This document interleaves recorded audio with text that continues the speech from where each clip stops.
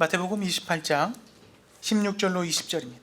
한 절씩 교독하고 마지막 20절은 합독하도록 하겠습니다. 11 제자가 갈릴리에 가서 예수께서 지시하신 산에 이르러 예수를 배웠고 경배하나 아직도 의심하는 사람들이 있더라. 예수께서 나아 말씀하여 이르시되 하늘과 땅의 모든 권세를 내게 주셨으니 그러므로 너희는 가서 모든 민족을 제자로 삼아 아버지와 아들과 성령의 이름으로 침례를 주리라. 함께 있습니다. 내가 너희에게 분부한 모든 것을 가르쳐 지키게 하라. 볼지어다 내가 세상 끝날까지 너희와 항상 함께 있으리라 하시니라. 할렐루야. 이렇게 함께 대면을 하면서 얼굴을 보면서 예배하니까 정말 좋은 것 같습니다. 제가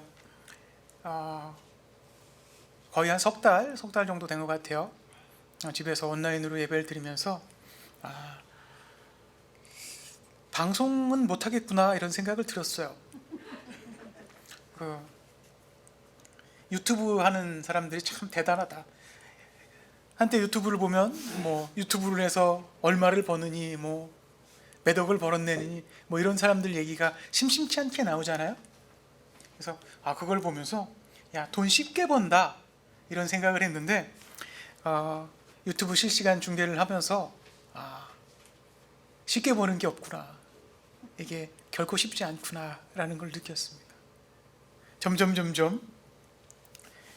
예배 준비에 더 박차를 가해도 시원치 않은데 방송 준비에 더 힘을 쓰는 모습을 보고, 왜냐하면 이게 NG가 나거나 방송이 끊기면 안 되니까 되게 곤란하더라고요. 여러분들 퀄리티가 많이 좋지 않아가지고 잘 못 느꼈지만 여러분 그 실시간입니다. 생중계예요, 라이브. 근데 자꾸 어떤 분은 녹화 아니냐고 이렇게 물어보시거든요. 녹화 아니고요, 생중계로 했습니다. 그리고 제가 자꾸 움직이는 게 이쪽에서 이제 컴퓨터 만져가면서 이제 스위처 만져가면서 이렇게 그렇게 했는데 쉽지 않더라고요. 근데 지금 이렇게 함께 예배드리니까 얼마나 좋은지 모르겠습니다. 물론 시대의 변화에 따라서 온라인으로 예배하는 부분들, 그것도 분명히 필요하다고 생각합니다. 우리가 그것도 잘 활용해야 되겠다고 생각해요. 그래서 저희도 곧 다시 인터넷이 원활해지면 그것도 할 예정입니다. 그렇게 해서 하는데 여러 가지 신경 쓰이는 것들이 있어요.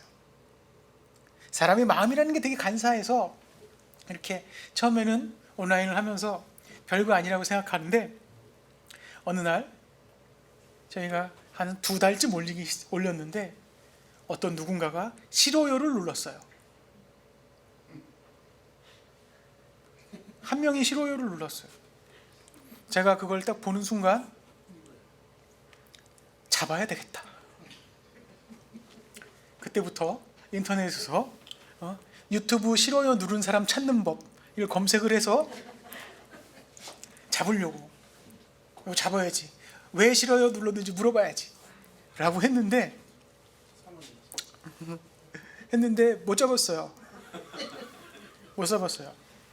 저희 아내는 아닙니다. 왜냐하면 매일 똑같은 시간에 들어와서, 주일날 아니고요, 월요일날 점심 12시 35분에 들어와서 꼭 그 시간에 싫어요를 누르고 가요.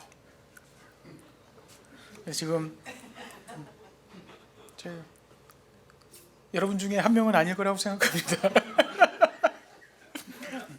중요한 건 그게 아니고요, 그렇게 되니까 사실 신경이 쓰이긴 하더라고요.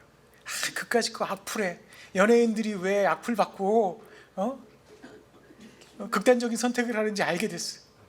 싫어요 하나에. 그래서 지금 싫어요 좋아요 못 보게 바꿔놨습니다. 저만 볼 수 있어요.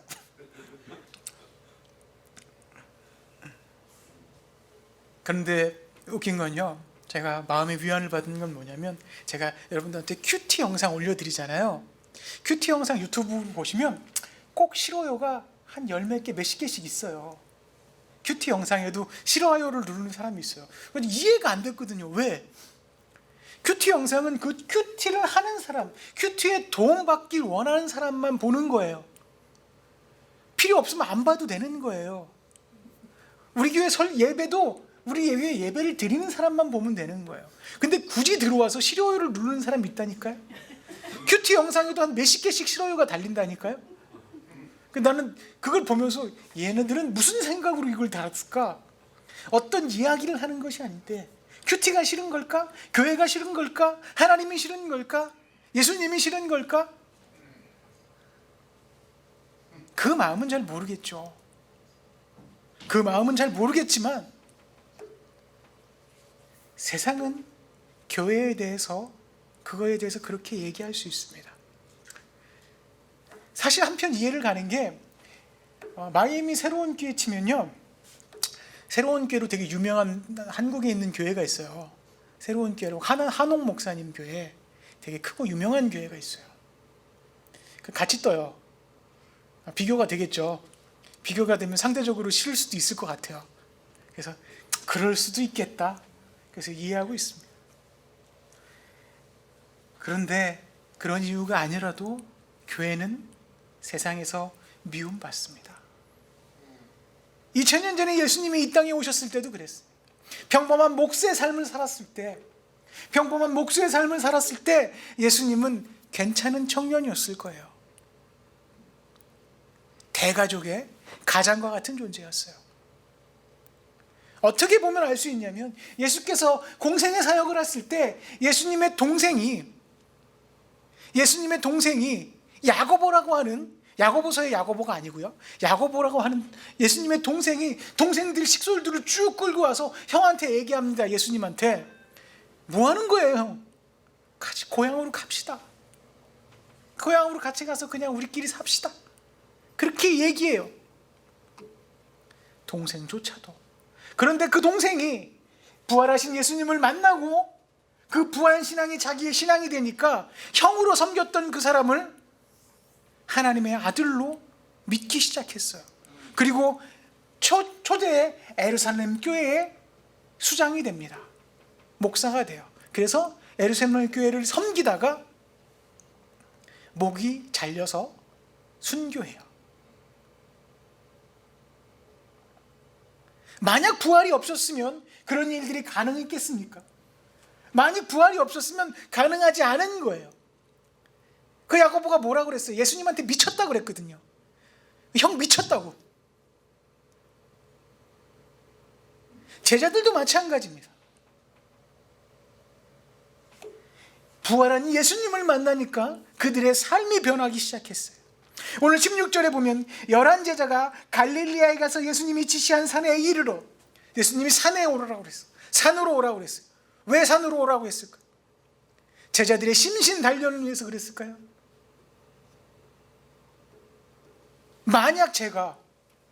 만약 여러분이, 인간적인 우리가 죽었다가 그런 고초를 당하고 죽었다 부활했다 칩시다. 여러분은 어디를 먼저 가시겠습니까? 제자들에게 가시겠습니까? 아니요. 만약 제가 예수님이었으면 저는 제일 먼저 부활하고 저기를 갔을 겁니다. 빌라도를 찾아갔겠죠. 야, 너 나 좀 보자.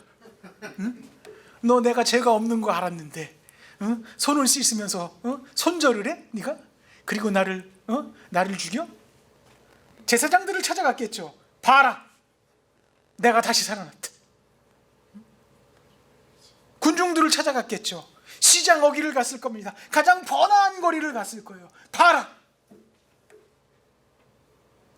그런데 예수님은 그러지 않으셨어요. 왜냐하면 예수님이 만약 그러셨으면 그들이 공포에 질릴 수 있고 그들이 하나님을 알 수는 있었지만 오늘날처럼 우리에게 복음이 확장되지는 않았을 거예요. 제자들이 만들어지진 않았을 거예요. 하나님을, 신을 두려워하는 사람들이 생겨날 수는 있었겠죠.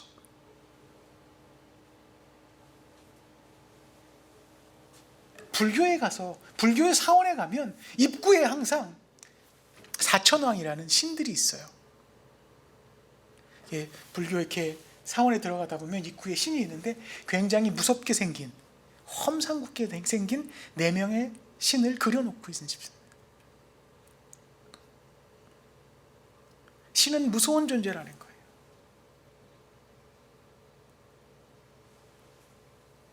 두려워하게 만드는 거예요. 그런데 예수님은 그렇게 하지 않으셨어요. 왜냐하면 제자들로 하여금 예수님을 증거하게 하기 위해서 그러셨어요. 산으로 오른 제자들이 어땠습니까? 17절, 예수를 뵙고 경배하나 아직도 의심하는 사람이 있더라. 여기에 제자들의 행동이 나옵니다. 예수님을 봅니다. 배웠고, 그리고 어떻게 해요? 경배하고, 그리고 또 어떻게 해요? 의심해요. 우리의 신앙을 다시 점검해 보는 시간입니다. 여러분은 어떻습니까? 교회에 와서 예배를 하고 교회 밖에 나가서 하나님을 의심하지 않습니까? 내 삶과 상관없는 하나님을 생각하지 않습니까? 내 삶에 영향을 미치지 못하는 하나님을 생각하지 않습니까? 그냥 교회 안에 있는 하나님, 교회 안에서 믿는 하나님, 이 교회 안에만 머물러 계신 예수님을 생각하지 않습니다. 제자들도 그랬습니다. 예수님을 봤어요. 부활하신 예수님을 만났어요. 여러분도 하나님을 만난 경험이 있습니다. 신앙생활을 하면서 하나님을 인격적으로 만난 그 눈물을 흘리던 경험, 내 삶이 변해됐던 그 경험, 은혜 받았던 경험, 응답받았던 경험, 그 경험이 있어요. 그런 경험이 있으면 예배 드리는 자세가 달라져요. 예배 드리는 태도가 달라져요. 그래서 예배합니다. 열심으로 예배해요. 신령과 진정으로 예배하기 노력해요. 말씀도 보고 기도도 합니다. 그런데 삶에서 예수님과 상관없는 경우가 많아요. 교회 안에서 성령 충만했는데 교회 밖에 나가면 의심하는 경우가 많아요. 오늘 제자들도 그랬습니다. 부활하신 예수님을 만났는데 그 만남이, 그리고 경배했는데 거기서 끝나는 거예요. 의심하는 거예요. 그렇지만 그런 제자들, 그런 확신이 없는 제자들은 예수님께서는 믿어주십니다. 19절 볼까요? 그러므로 너희는 가서 모든 민족으로 제자를 삼아 아버지와 아들과 성령의 이름으로 침례를 베풀고, 그러라는 거예요. 제자들을 믿는다는 거예요. 그 의심하는 제자들. 18절에 하늘과 땅의 모든 권세가 예수님께 있는데 굳이 제자들을 사용하지 않아도 되는데, 굳이 제자들이 필요 없는데 그 제자들을 믿고 그 제자들에게 하나님의 능력을 나눠주심, 그리고 제자를 삼아 성령의 이름으로 침례를 주고 20절, 내가 너희에게 분부한 모든 것을 가르쳐 지키게 하라고 말씀하고 계십니다. 의심하면 할 수 없는 거예요. 부활한 주님을 만났어도, 그 부활한 주님의 경배를 했어도 의심하면 할 수 없는 것을 예수님께서는 제자들에게 하라고 하십니다. 믿어주십니다. 그 배신한 제자들, 부활한 주님을 만났어도 생업을 포기 못한 제자들, 나는 가서 고기잡이나 해야 되겠다, 예수님을 배반하고 고기잡이나 했던 그 베드로 같은, 예수님을 의심했던 그 제자들에게 예수님께서 말씀하십니다. 가서 제자 삼아라. 나의 가르침을 지키게 하라. 제자들에 대한 의심에 대한 것을 예수님께서는 믿음으로 제자들에게 이야기하고 계십니다. 지금 이 시간도 세상 속에서 계속 쓰러지는 우리를, 세상 속에서 넘어지는 교회를, 세상에 비난받는 교회를 예수님께서는 우리를 믿어주십니다. 지난 1년간 교회는 많은 어려움을 당했습니다. 교회가 공격당하고 있습니다. 그리고 교회가 어려움을 당하고 있어요. 물론 교회가 자초한 일도 있습니다. 교회가 잘못한 것도 있어요. 세상과 섞이지 못하고 어울리지 못한 것들도 있어요. 그러나 주님께서는 이 부족한 제자들을 믿어주신 것처럼 지금 오늘날 우리와 우리 교회들, 이 땅의 교회들을 믿고 다시 한번 기회를 주십니다. 이 부활주의를 계기로 우리가 다시 한번 주님에 대한 믿음으로 나가는 계기가 되었으면 좋겠습니다. 우리는 삶에서 우리는요, 부활주의 설교를 준비하다 보니까 부활에 대해서 공부하다 보니까 부활에 대해서 잘 얘기 안 하는 것 같아요. 1년에 딱 한 번 부활주일날, 부활주일날 부활에 대해서 얘기해요. 십자가까지 얘기합니다. 십자가의 고난이 나의 고난이 되고 십자가의 사건으로 내가 구원을 받은 것까지는 얘기하는데 부활은 얘기하지 않아요. 그리고 부활 이후의 삶에 대해서 얘기해요. 구원받았으니까 우리가 이렇게 삶을 살아야 되지 않겠습니까? 라고 얘기해요. 그런데 복음의 핵심은 뭐냐면 예수께서 부활하셨다는 거예요. 우리를 위해 우리의 죄 때문에 돌아가시고 십자가에 달려 돌아가시고 부활하셨다는 거예요. 부활이, 사도 바울은 그렇게 얘기하지 않습니까? 부활이 없으면 우리 믿는 것이 헛되다는 겁니다. 부활이 없으면 우리가 믿는 것이 아무것도 아니라는 거예요. 철학에 지나지 않는다는 거예요. 그러나 부활이 있으므로 우리가 믿는 것이, 우리가 믿는 하나님이 진리가 되는 겁니다. 부활주일입니다. 부족한 제자들에게 주님께서 말씀하십니다. 가서 말씀을 전하고 나의 능력을 받아 침례를 베풀라. 제자들에게는 할 수 없는 불가능한 미션 같습니다. 오늘날 교회에 대해서 얘기하시는데 이 교회가 하나님의 명령을, 하나님의 뜻을 이루어 나갈 수 없는 우리의 능력을 초월한 불가능한 미션 같습니다. 그런데 제일 마지막 절 보겠습니다. 내가 세상 끝날까지 너희와 항상 함께 있으리라 하시니라. 아멘. 이 불가능한 미션이 가능하게 되는 이유가 뭡니까? 바로 하나님께서, 예수님께서, 부활하신 주님께서 우리와 함께 있기 때문입니다. 우리의 능력으로 할 수 없습니다. 우리의 능력으로 교회의 이름을 높일 수 없습니다. 우리의 능력으로 세상을 바꿀 수 없습니다. 세상을 바꾸긴 전혀 지금 교회를 향한 비난의 화살을 맞기에도 급급합니다. 그런데 그것을 변화시킬 수 있는 것이 무엇입니까? 세상을 변화시킬 수 있는 것이 무엇입니까? 세상을 살릴 수 있고 세상을 살리는 크리스찬으로 살아갈 수 있는 것이 무엇입니까? 세상을 위한 교회로 살아갈 수 있는 것이 무엇입니까? 바로 세상 끝날까지 주님께서, 부활하신 예수님께서 우리와 함께 하신다는 것입니다. 지난 1년 동안 고생 많으셨습니다. 팬데믹 동안 많이 고생하셨습니다. 육체적으로 고생하신 분도 계시고 삶으로 어려움을 당하신 분도 계시고 물질적으로 여러 가지로 어려움 당하신 분들 많이 계신 줄 압니다. 그러나 그것을 극복하고 우리가 이것을 회복하는 것이 불가능해 보일지언정 그것을 가능케 하시는 주님의 능력이 있으니 그것은 무엇이냐면 주님께서, 부활하신 주님께서 우리와 함께 계시다는 것입니다.